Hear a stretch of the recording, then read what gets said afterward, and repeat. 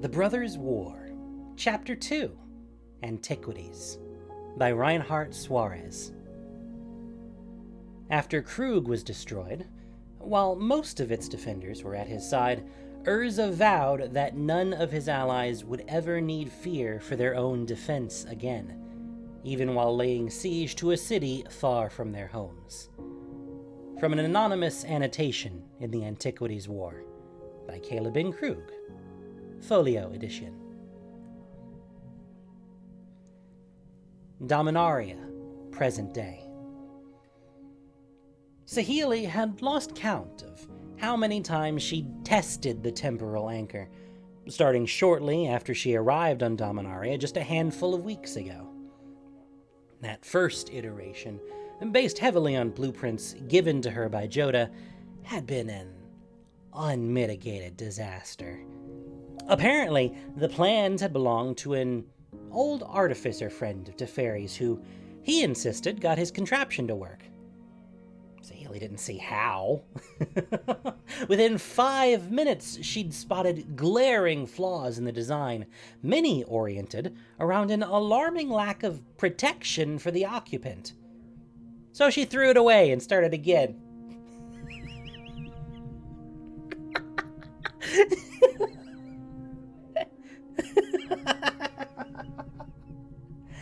I'm sorry. I'm just delighted that Saheeli got Urza's time machine plans and was just like, no, this sucks. This is bad. Away with it. Oh, amazing. Lack of protection for the occupant. Of course, it's a robot. Urza don't care. Anyway. Sadly, her luck didn't change much with her own design. But she couldn't give up. That wasn't an option. Saheeli stepped back from her latest version of the temporal anchor, coil-shaped like the ether whirls that danced high in Kaladesh's skies. She flipped the switch on her control board, completing the circuit from the Power Stone, once the power source to a legendary skyship called Weatherlight, to the anchor's central junction. The Power Stone, thrumming with intense white light, flickered as it sent energy through tightly wound copper coils into each subsystem. Saheeli's attention remained on the key subsystem at the heart of the anchor, an artifact Teferi jokingly called a coffin that preserved a person's bodily operations while in stasis. In contrast to the original device detailed in Joda's plans, Saheeli's temporal anchor did not transmit matter through the time stream. Instead, it projected a person's spirit backward in time, a function that Teferi insisted upon to bar the chrononaut himself from interfering in past events. Safely separating a body and soul was a difficult task, one that Saheeli had no experience with. Thankfully, she had Kaya in the fold. By extending her ghost form over the coffin with Teferi inside, Kaya could render him entirely incorporeal, perfect for the anchor to do its work. "Ready?" said Saheeli. Kaya nodded, and stepped inside the atrium where the coffin was suspended. Both planeswalkers kept their eyes trained on the antennae array atop the anchor, an assembly that focused temporal energies at another of Teferi's artifacts, one he called the Moon Silver Key. None of these names mattered to Saheeli. The artifacts were simply components that contributed to a greater whole. The room temperature climbed and humidity swelled as power flowed through the anchor. A sweet, pungent scent filled the air, like after a thunderstorm. Tiny dashes of electricity danced upon the anchor's filigreed edges, inching upward toward the antenna array like a swarm of glowworms. A conduit of energy, like a shaft of light through smoke, began to form between the array and the Moon Silver Key. That was Kaya's cue. Her form became hazy as violet tendrils of magical energy wrapped around her, extending over the coffin and anything that would be contained inside. A moment later, a thin red beam of energy shot from the key to the coffin, filling it with a crimson effluvium. "It's stable!" cried Saheeli, but she spoke too soon. A shower of sparks poured out from a bank of circuitry where the power stone wires connected to the anchor. No, not again! Saheeli flipped the switch to power down the anchor, but it was too late to stop the chain reaction. Kaya leapt out of the anchor and took cover behind an ancient piece of wreckage that Saheeli had refashioned into a heat shield. "Saheeli!" yelled Kaya. "Get away from there!" Saheeli didn't hear her. There was still a chance to salvage the test. If she could quickly figure out what went wrong, she would fix it and cement the anchor's viability. Reaching out with her metalworking abilities, she let her consciousness ride the wires inside the machine, the current, like a spirited charger, to find the exact spot where the disruption started. What the? The power couplings hadn't simply burst. They had been torn apart. Raw energy poured out of the circuitry, bypassing the resistors that ensured proper power flow. Okay, all I need to do is repair the circuit. She ran over to the damaged section and focused her powers on mending the wires. Suddenly, a pulse of white light engulfed the whole area. In the same moment, Saheeli felt her entire body grow ice cold. She couldn't breathe, but found that she didn't have to. She looked down to see Kaya gripping her hand, extending her ghost form to protect them both from the explosion. Once her initial bewilderment passed, Saheeli noticed something else. Some thing hovering just a few feet away.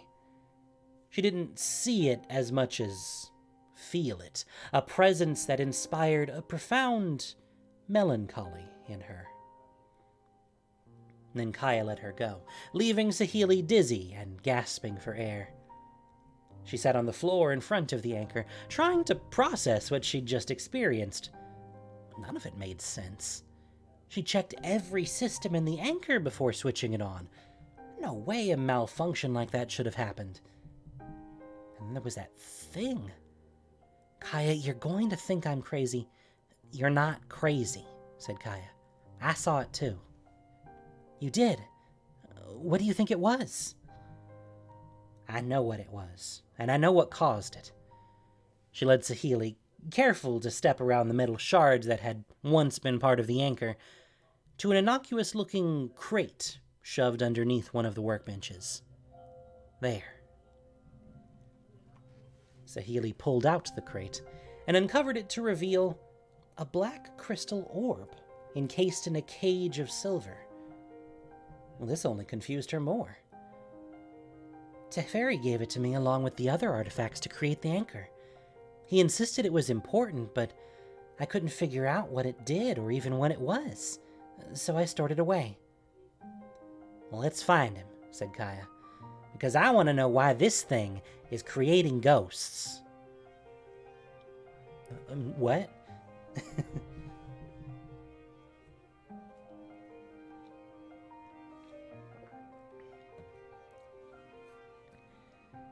Kaladesh, years ago. Saheeli recognized a piece by Shanti Makam in the far corner of the room, a cat-sized sculpture of living metal that changed shape in response to the sounds around it.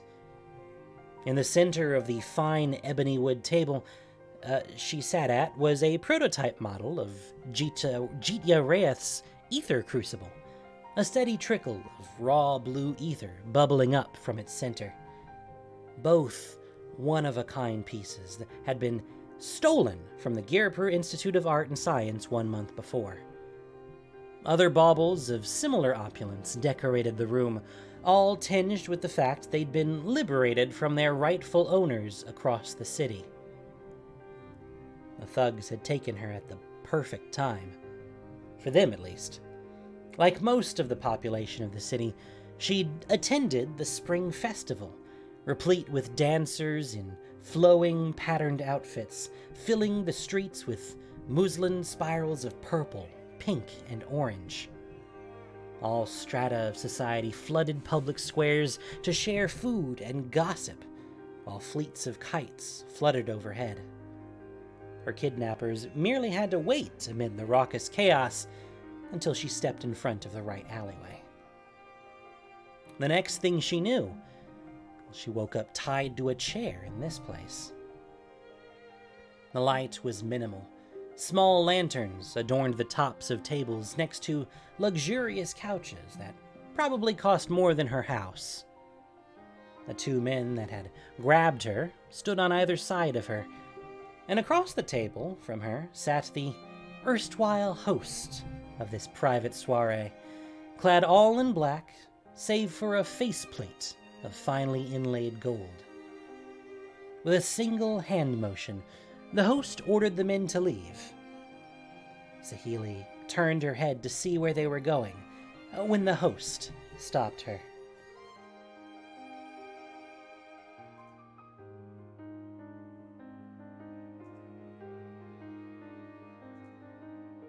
"Oh, don't look back," said the host in a deep, echoing baritone. No matter the predicament, you must never turn away from what's most important. Or most dangerous. Saheeli Rai, youngest artificer to ever be invited to the Institute. Daughter to Arav and Ruby, sister to Sheila, Amika, and Sahil. A decent, law-abiding citizen of Giripur with a few petty violations that are common among youth. Is all that correct? You know a lot about me. No, I know everything about you. Oh, but my manners. Such a disparity between us is uncivil. Let me introduce myself. I am Gonti, Lord of the Night Market. I knew I'd choose the right person for this job. But then, who I am is hardly a test for your intellect. Let me give you a better one. Leaning back, Gonti unfastened the buttons on their shirt from top to bottom, exposing their chest to Saheeli to see. She'd seen Etherborn's skin up close before, finding it to have the look and feel of smooth chalk, but that's not what she saw under Gonti's shirt. Their flesh had the look of cracked stone, hard and strong, and embedded in their chest was a metal device made of rotating gears. Thoughts? Yes, she had thoughts. There'd always been conjecture on just who Gonti was, since their reign over Giripur's underworld had lasted well longer than an Etherborn's lifespan. Well, now she had the answer. Am I here to gawk? Hardly. Gonti reached under the table and produced a small bag, which they slid over to Saheeli. She looked inside to discover a suite of tools any artificer would be envious of. Diamond-tipped tweezers, an array of loops, pliers, cutters, and vices optimized for delicate tasks. My heart, Gonti said, tapping the mechanism in his chest. It has begun to fail. I don't believe I can adequately describe what it's like to feel yourself wasting away in real time. You're here to fix it. Here was the criminal mastermind of the city, responsible for theft, corruption, and murder. And they brought her here to save their life? No, that wasn't happening. Saheeli could bring about more peace in Giripur than the consulate had ever had by doing nothing. I think it's beyond my knowledge to help, she said. I'm sorry. You disappoint me. I thought you'd be eager to explore such a rare invention, but I can't say this wasn't expected. Gonti reached into the front pocket of their shirt, pulled out a slim, golden chain, and slid it across the table. Saheeli caught it and held it up to look at. Gold shaped into ivy with amethyst flowers. This was her mother's bracelet. She'd know it anywhere. What is the meaning of this? Don't play the fool. It's quite obvious. My associates have already gathered your family members inside your place of residence. If I don't send word in the allotted time, their instructions are to execute everyone, starting with your mother. Saheeli clutched her mother's bracelet and pressed it to her forehead. You're a monster. One with little times to spare. Much like yourself.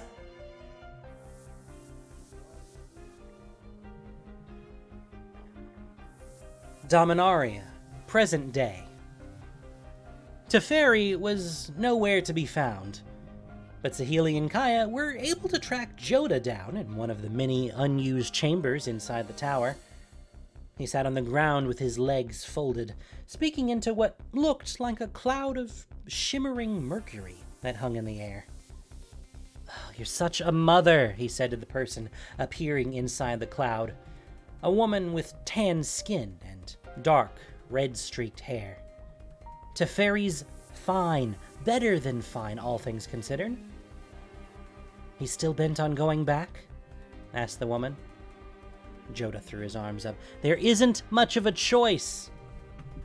Time travel, she said, shaking her head. I hope he knows what he's doing. It could be worse. He could have decided to go back and talk to... Standing in the doorway with Kaya, Saheeli cleared her throat loudly. Joda looked up from his conversation. He put on an uneasy smile and held up his hand in a one-moment gesture. Joyra, I've got to go, he said, standing up. Give my love to Adelise. You could contact her yourself, you know. Yes, but then we'd have to catch up and explain our current projects. Something inevitably would come up, cutting our chat short, and by the time we could resume, so much would have happened that we'd have to do it all over again. You two are so much alike, it's annoying. You mean endearing, right? No, she said, as the cloud began to dissipate. Take care of yourself, Joda.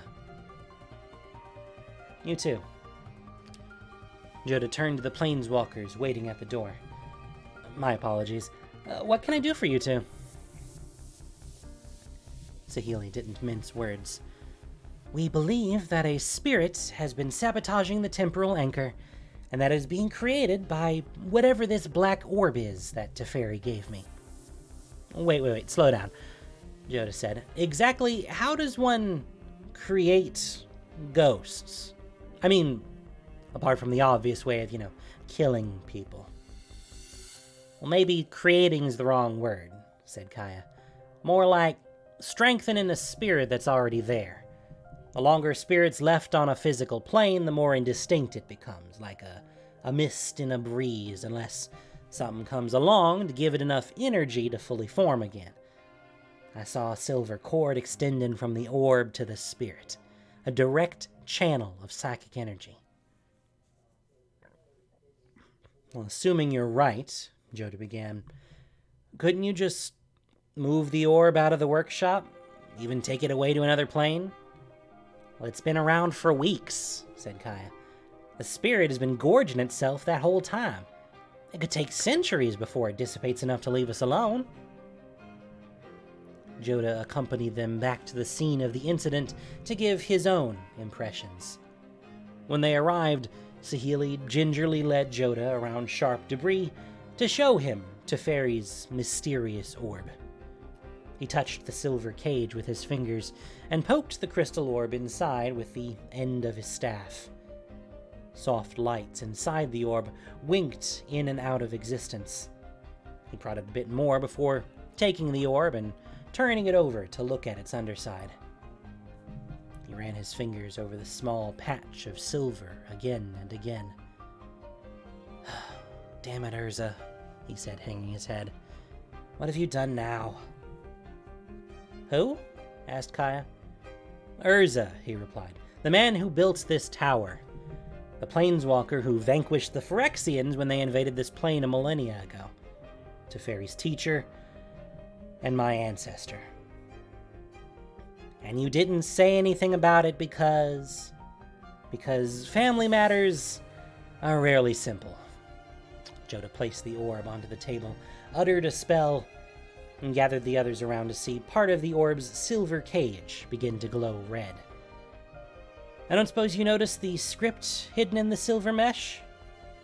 Saheeli hadn't, but with Joda's spell, she could plainly see a faint inscription. Even if she had seen it before, she would have dismissed the series of geometric shapes laid on top of each other, squares, triangles, and circles repeating and overlapping with no discernible pattern, as an artificer's signature. "It's the written language of the Thran, an ancient civilization on this plane," said Joda. "Few people alive in the last 5,000 years could read their language. I can. Urza and the Talarians under his tutelage could as well. I have little doubt that this orb is his doing." "Well, what does the message say?" "Go back to the beginning and greet me properly." "Well, what does that mean?" said Saheeli. "Could it be Urza disrupting the anchor?" "For many reasons, I'm confident that Urza is not the spirit in question," answered Joda. "As for the meaning of the message, all I know for sure is if Urza is involved, it's probably trouble." Another evasive answer, Saheeli noted. While she hadn't known Joda for as long as Teferi, or certainly members of the Gatewatch, she would have liked to think the past few weeks together had engendered some manner of rapport between them. They'd eaten together, chatted over tea, exchanged stories. They were on Dominaria, ostensibly working toward a common purpose of thwarting the Phyrexians, a threat that endangered countless planes, including her own. There was no room for hiding such important information. "All the more reason to take care of this thing quickly," said Kaya, "and permanently." "Hold on," said Saheeli. "That spirit was once a living being, right? Wouldn't it be better if we could find out what it wants?" Kaya sunk into her seat. "Lingering spirits only want a few things, most of them bad. But I'll hear you out. What do you propose?" "The way you talk about them before, it was as if they were energy beings." "Sure," said Kaya. "What's the soul but energy driven by will?" "Exactly. I think I have something that could help us deal with our visitor."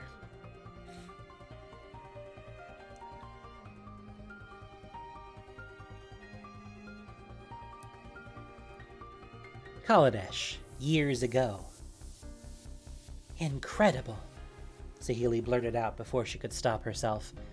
The last thing she wanted to give Gonti was the satisfaction of being right about her. Despite the circumstances, a part of her was thrilled to examine such a marvel of engineering so closely. The heart didn't merely prolong Gonti's existence, a feat to be sure, but nothing compared to what it constituted. At the center of the heart was a honeycomb-shaped module that pulled ether directly from the atmosphere. Fresh, raw ether continually circulated through Gonti, renewing their body forever. In short, Gonti was immortal. How much longer? Gonti asked. They lay still, a model of a patient upon their expensive boardroom table. Gonti didn't so much as twitch as she probed and prodded them. "It's a delicate process," said Saheeli, lifting feather-light, semi-transparent membranes inside the heart with tapered tweezers. "It requires all my concentration." Not all. Your dedication to your craft, to your family is certain, but I can also sense your rebelliousness, a scent like cut cloves. Saheeli quietly cursed. Like all the other Etherborn she'd encountered, Gonti had the ability to read emotions and interpret them as various scents. Here, with no one else around, it was impossible to hide even her deepest thoughts. It is understandable. Conflict is a natural state of things, even within an individual. Easy for you to say when you steal and kill for a living. How amusingly naive. Naive? Where were they when the consulate sweeps rounded up the homeless to satisfy the aristocrats seeking scapegoats for crimes Gonti and his cronies committed? How many innocents were caught in the crossfire between warring factions of Gonti's own people squabbling over profits? And how many more lived in fear of losing their homes and livelihoods to their greed? She turned back to the heart. But like before, she couldn't stop herself from saying what was on her mind. "I wish we could live in peace without you destroying our lives." Gonti's tone grew grim. I remember a time when my kind were hunted like animals. People knew what we were. They just were very irritated that we were. Do not talk of destroyed lives when you have no idea what that means. Saheeli wanted to rebut Gonti, but what could she say? They were right. The first Etherborn were chased and killed by engineers who dismissed them as a side effect of ether refinement. A mistake. Yes, things had changed for the better, but what of the past? How does a society repair that kind of damage? She didn't have the answers. And it wasn't her place at the moment to pursue them. All she could do was protect her family as best she could. Digging deep into Gonti's chest, she located the problem.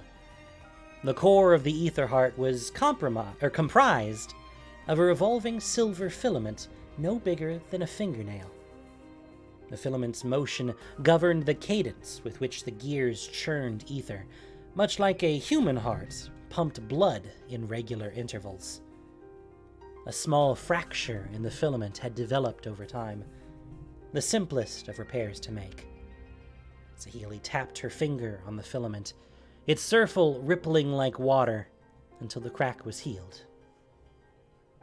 "I fixed the damage," said Saheeli. "Do you feel any different?" At first, Gonti was silent. Slowly, they sat up and turned to her. I feel magnificent. "Then tell your men to stand down," I already did, said Gonti as they buttoned up their shirt. Those two I sent before we began talking conveyed the message. Your family was never in any danger. Consider it an act of faith in you. Saheeli began shaking. Not out of anger, but of joyful relief. Gonti hopped off the table, stopping to lament a scuff mark on the surface. They extended a hand for Saheeli to take, which she did, not wanting to anger Gonti enough to place her family back into danger. They led her to a window at the far rear of the room. Drawing back the curtains, Gonti revealed a stunning view of Giripur, its high spires decorated with lights for the spring festival. down below. Thousands reveled in the streets. My city. Beautiful, isn't it? We are allied now, but make no mistake, it brought its war to me first, like it did all Etherborn. Instead of crumpling, I embraced its thick, spiny hide. To win a war, you must become the war. That is the way of things.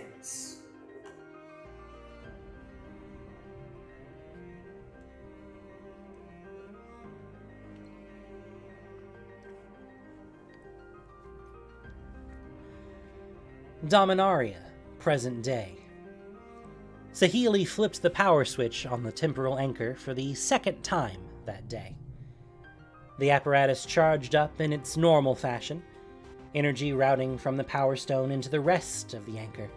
Kaya in place, waiting for her party to play out, or for her part to play out.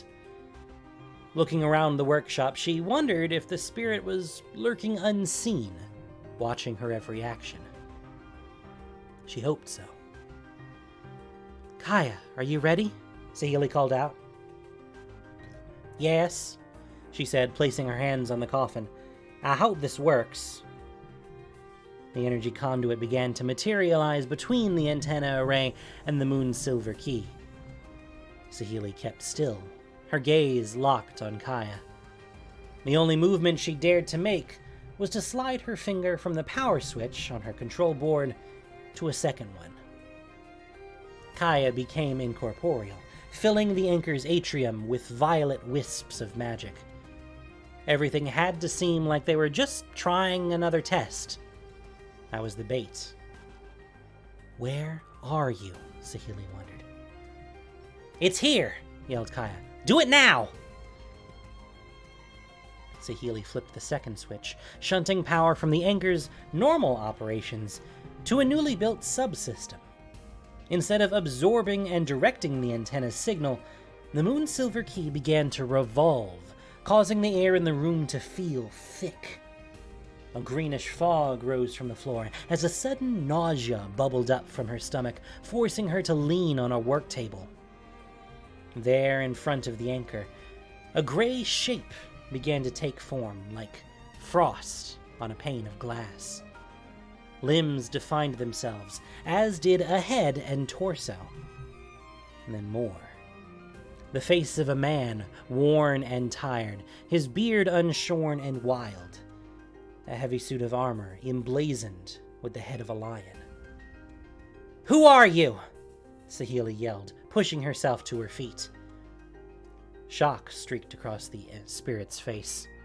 It turned to flee, but found itself slowed, unable to take more than a few halting steps away from the anchor. Saheeli's trap worked. By replicating the cadence of energy pumping through Gonti's ether heart, Saheeli had succeeded in giving the spirit a semblance of solidity.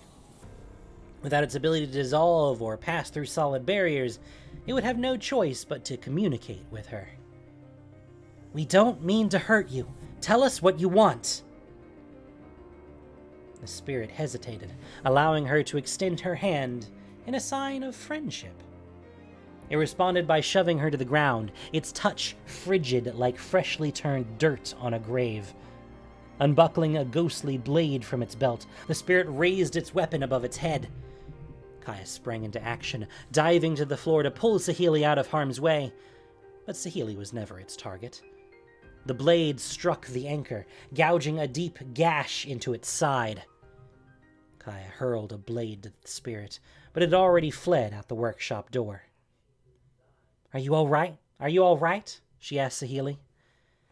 Kaya's concern didn't fully mask her frustration. She'd been doubtful about Saheeli's attempted communication, and turned out to be right. "I'm not hurt." "Good.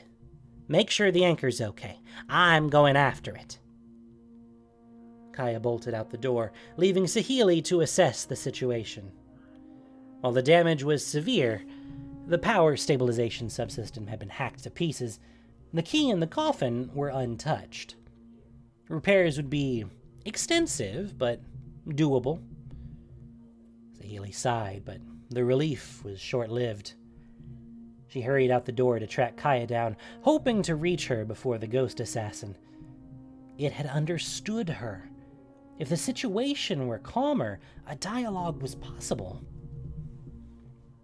Saheeli ran through the tunnels, connecting the workshop to the tower proper, emerging into the corridor that encircled the main hall.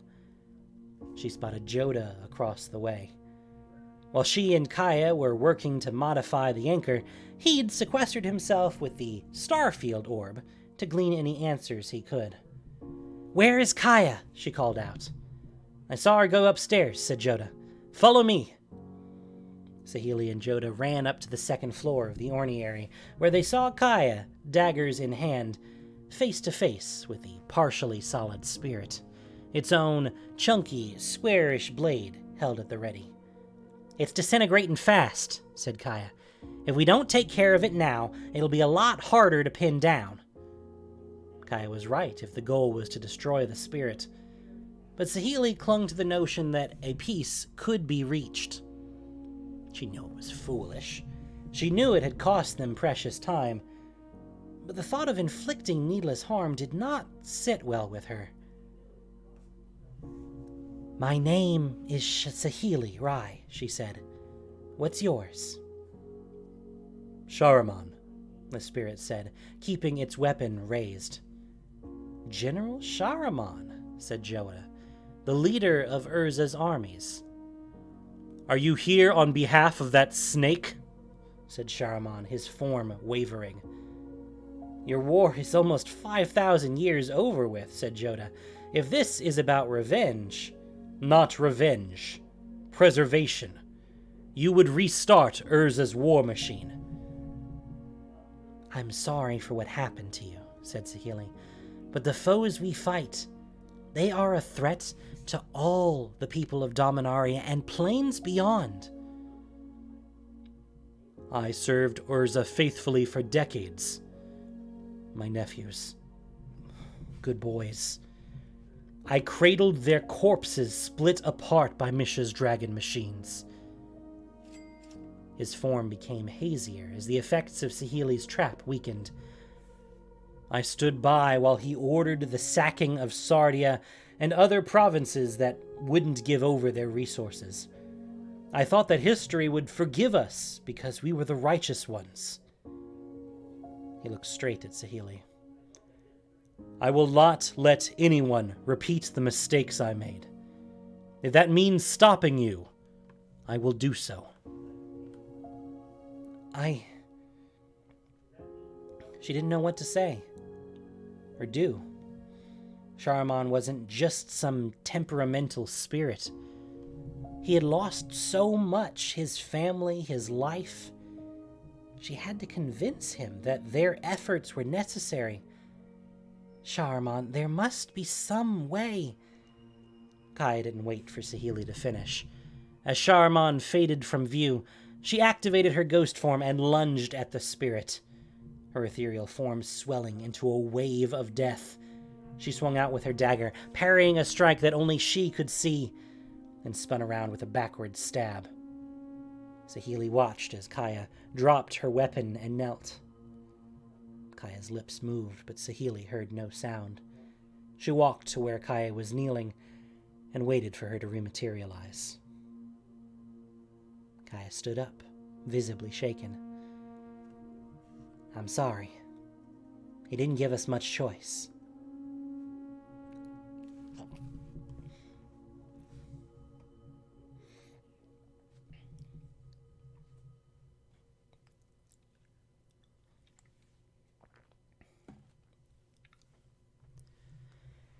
Teferi rested his head against the padding inside of the coffin, his smiling face visible through a small porthole. He'd been in surprisingly good spirits when he came in for the test, a far cry from his pensiveness during his morning visit. Saheeli hoped that she could find the solace that he'd somehow found. A quiet walk around the tower environs, perhaps. Yeah, that could help. Saheeli did her final review of the temporal anchor. All subsystems checked out, both old and new. She nodded to Kaya, giving her the go-ahead to step into the anchor for what she hoped would be a successful run. Ever since the confrontation with Shahraman, Kaya's usual swagger had been missing. "Are you sure you're okay to do this now?" asked Saheeli.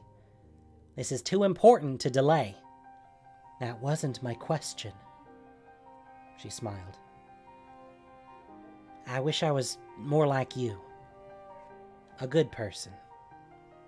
"You are a good person, Kaya," said Saheeli. She shook her head. "Shahraman wasn't ever going to relent. That's how spirits are. Their obsessions are what root them to the physical world. Those I'd dealt with before, they were tyrants, villains, the worst of the worst. I could justify giving them the punishment they deserve, but him? Did he say something to you at the end?" "He wanted to know if he would see his family again," said Kaya. "I told him that he would." With that, Kaya stepped into the anchor and got into position. "Let's do this." Saheeli switched on the anchor. It whirred to life, energy channeled upward to the antenna, then through the moon silver key, and finally into the coffin containing Teferi with Kaya's ghost form. The anchor was going to work. Saheeli knew it already. Turning away for just a moment, Saheeli allowed her thoughts to wander. She thought back to that night on Kaladesh years ago, walking into her house after leaving Ganti's estate. Tables of hot food and cold drinks maintained by servo constructs. A gaggle of her younger cousins who, by the look of their costumes, had taken part in the spring dances for the first time. The warmth she felt in her family's embrace. A warmth that enveloped her like a single finger stroke on the back of a hand, like measured steps upon Ravnican cobblestones, like Watley's lips, the most perfect in all the multiverse, forming the words, "I will come dance with you." Unlike Ganti, Saheeli hadn't given up on peace. But if those she loved needed her to, well, she would become the war.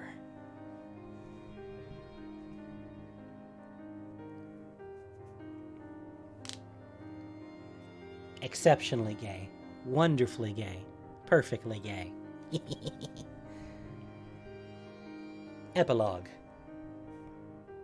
Teferi had mentioned the Starfield orb to Joda once, explaining how he'd obtained it in one of the hidden caches Urza left behind sometime during the Phyrexian invasion.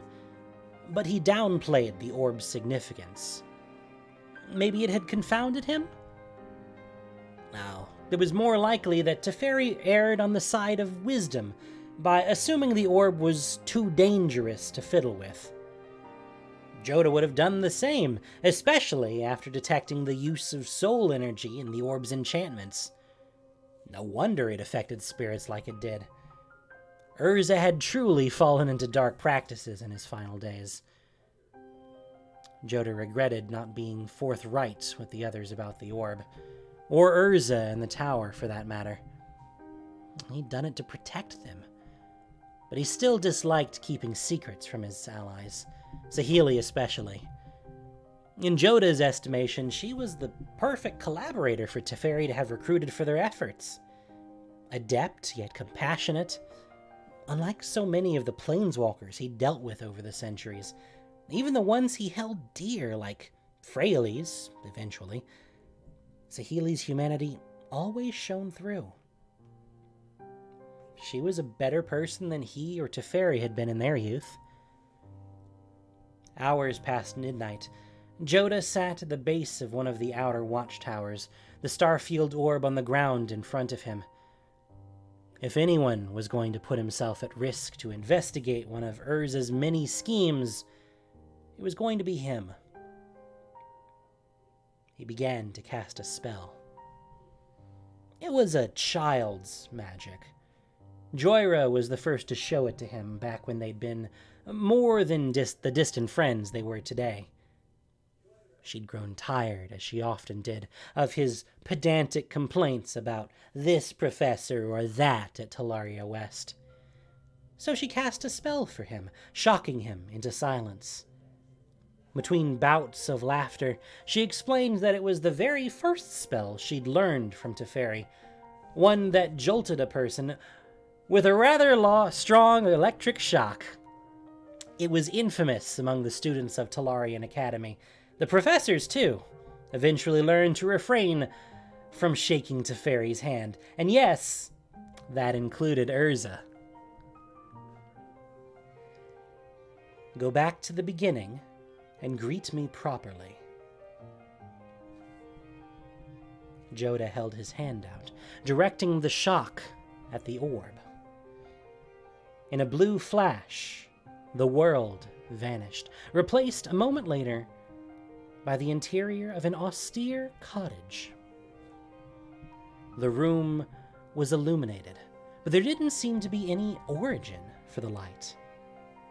Joda found himself seated at a grand table, on top a vast array of toy figurines, almost impossibly small.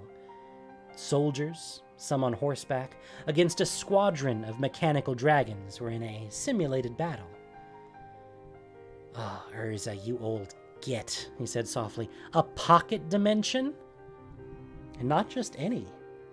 This pocket dimension was made to resemble the cabin Urza lived in more than 1,000 years before.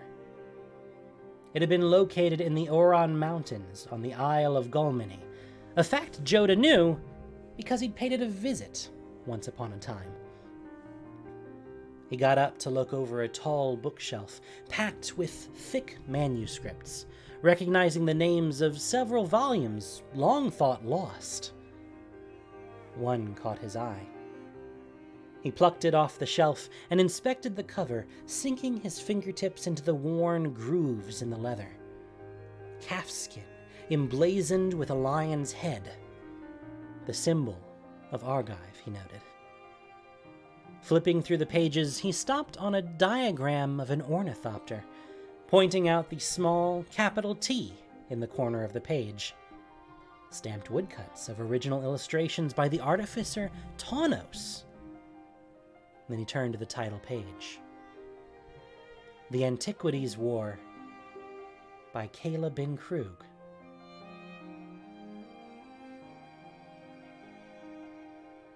A voice bump. I'm sorry, I was distracted by the follow-up. The Antiquities War by Kayla bin Krug, a voice behind him announced. Joda spun around to see a woman in padded armor, her hair pulled back from her angular face. "That's the folio edition," she said. "Produced to commemorate the first gathering of the sages of Minorad. There are several copies of this work on the shelf, all different editions from scroll to tome." "I know you," said Joda. "Zansha, you were Urza's companion." "In my dreams, I am Zansha," the woman said. "But I am not her. Everything she was is contained within the Golem Karn." "Well, what are you then?" "A construct, like all you see here." Joda had met the real Zansha briefly. She was curious, almost like a child, and asked him all manner of questions about Dominarian history and distant lands. Joda remembered thinking how odd a pairing she and Urza made, but also that her presence seemed to mollify the most abrasive parts of his personality. A door at the far side of the room opened, and stepping inside was another individual, this one a man, stout and severe, with dark hair and harried brow. Flipping back through the Antiquities War again, Joda arrived at a portrait that matched the man. "Mishra," said Joda. "You are a construct as well." "You do not match the description of Teferi," Mishra said, before drawing a short sword and pointing it at Joda. "You're an intruder." "Hold," Xancha ordered, then turned to Joda. "Who are you, and what is your purpose here?" "My name is Joda, friend of Teferi's and descendant of Urza," said Joda. "How else would I have gained access to this place?" That seemed to satisfy them. They stood down, allowing Joda to continue examining the bookshelf. He placed back the Antiquities War and picked out a roughly bound file of pages from the very bottom shelf. This was a collection of schematics, plans, all the instructions needed to rebuild Urza's armies of Yoshin soldiers and clay statues.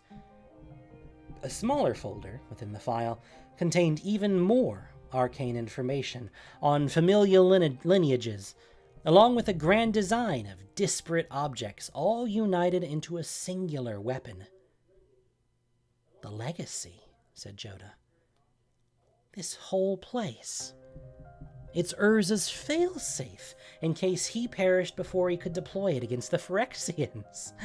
He laughed, remembering what Teferi had said about obtaining the orb. It was like Urza targeted every weakness of mine, but I beat him. Now, no one ever beat Urza at that kind of mind game. He'd put nigh impossible obstacles in front of the orb because he knew that only Teferi would have the mettle and audacity to overcome them. Joda closed the file and held his hand on the cover. Xancha and Mishra had been watching him the entire time, their blank expressions never changing. "Teferi has his hands full right now," he told them. "But when all that has passed and he's ready, I will tell him about this place. In the meantime, did your master leave any final words?" "Yes," said Mishra. "Let us end our conflicts. We cannot afford to differ any longer."